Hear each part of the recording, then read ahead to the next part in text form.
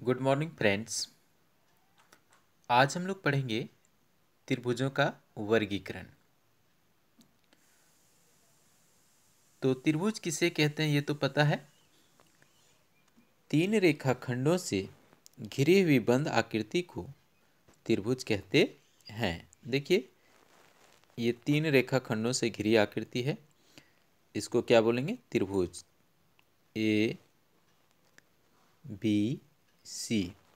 तो त्रिभुज के तीन कोण होते हैं, कोण ए, कोण बी, कोण सी।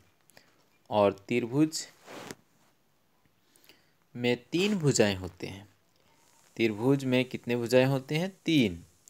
ए बी भुजा, बी सी भुजा और ए सी भुजा। ठीक है। त्रिभुज में तीन कोण, तीन शीर्ष और तीन भुजाएं होते हैं। और त्रिभुज के तीनों कोणों का योग कितना होता है? 180 डिग्री। ये याद रखना बहुत जरूरी है। आगे चलते हैं हम लोग। त्रिभुजों का वर्गीकरण, क्लासिफिकेशन ऑफ ट्रायंगल्स। तो त्रिभुजों को उनके कोण के माप के अनुसार वर्गीकृत किया गया है। तो कोणों के आधार पर त्रिभुजों का वर्गीकरण हम लोग देखेंगे। पहला है न्यून कोण त्रिभुज, दूसरा है समकोण त्रिभुज, तीसरा है अधिक कोण त्रिभुज। तो सबसे पहले जानेंगे न्यून कोण त्रिभुज किसे कहते हैं। Acute angle triangle. यदि त्रिभुज के प्रत्येक कोण 90 डिग्री से कम हो तो वह न्यून कोण त्रिभुज कहलाता है। जैसे त्रिभुज ए बी सी एक न्यून कोण त्रिभुज है, क्योंकि इस त्रिभुज के सभी कोण 90 डिग्री से कम है। कोण ए, कोण बी और कोण सी। ठीक है। आगे चलते हम लोग समकोण त्रिभुज। यदि त्रिभुज का कोई कोण 90 डिग्री हो तो वह समकोण त्रिभुज कहलाता है। जैसे त्रिभुज पी क्यू आर एक समकोण त्रिभुज है। पी क्यू आर एक समकोण त्रिभुज है, क्योंकि इस त्रिभुज में क्यू का मान कितना है? 90 डिग्री है ना। ये है 90 डिग्री। आगे चलते हम लोग अधिक कोण त्रिभुज, ऑब्ट्यूज एंगल ट्रायंगल। यदि त्रिभुज का कोई कोण 90 डिग्री से अधिक हो तो वह त्रिभुज एक अधिक कोण त्रिभुज कहलाता है। यदि एक त्रिभुज का कोई कोण 90 डिग्री से अधिक हो तो वह एक अधिक कोण त्रिभुज कहलाता है। जैसे त्रिभुज एल एम एन एक अधिक कोण त्रिभुज है, क्योंकि इस त्रिभुज में कोण m का मान 140 डिग्री है, यानी 90 डिग्री से अधिक है, इसलिए यह त्रिभुज अधिक कोण त्रिभुज कहलाएगा।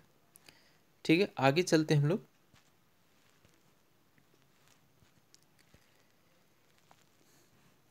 भुजाओं के आधार पर त्रिभुजों का वर्गीकरण। तो भुजाओं के आधार पर त्रिभुजों को तीन वर्गों में बांटा गया है।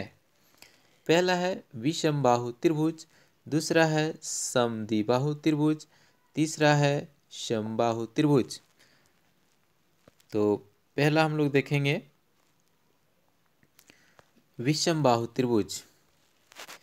एक त्रिभुज जिसकी तीनों भुजाएं असमान हो विषमबाहु त्रिभुज कहलाता है।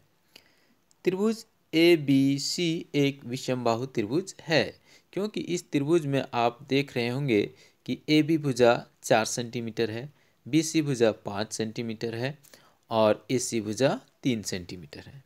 यानी इस त्रिभुज के तीनों भुजाएं असमान हैं, इसलिए यह त्रिभुज विषमबाहु त्रिभुज कहलाएगा। ठीक है। दूसरा है समद्विबाहु त्रिभुज। सम मतलब बराबर, द्वि मतलब दो।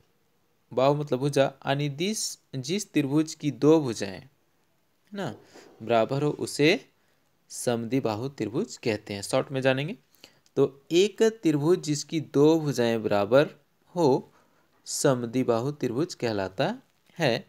तो त्रिभुज ए बी सी एक समद्विबाहु त्रिभुज है, क्योंकि ए बी भुजा 4 सेंटीमीटर और बी सी भुजा 4 सेंटीमीटर है, यानी इस त्रिभुज की दो भुजाएं समान है और तीसरी भुजा है 3 सेंटीमीटर।